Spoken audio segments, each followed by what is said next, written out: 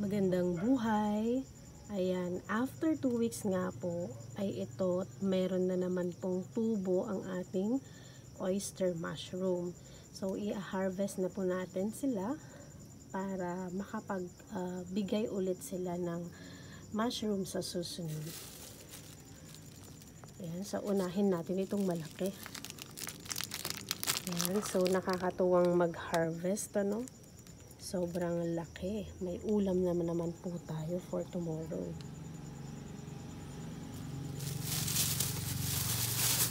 Ayan, another big oyster mushroom. Ayan, so sa sobrang init na nilaw na siya.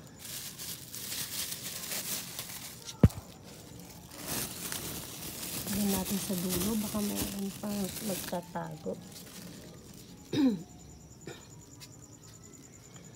So, dito po sa dulo, meron pong tumubo na oyster mushroom. Ayan, kunin po natin ulit.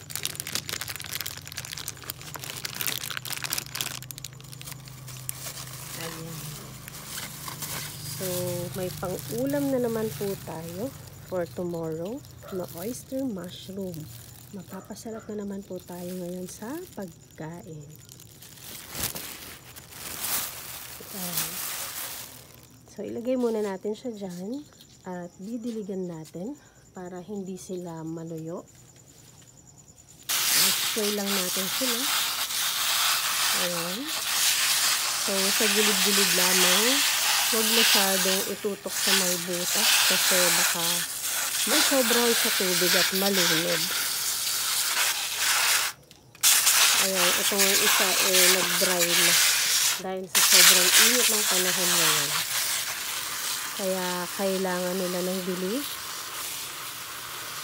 parati.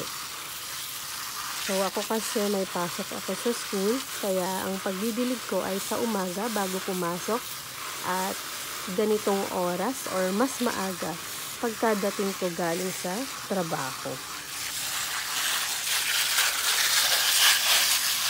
Ayan.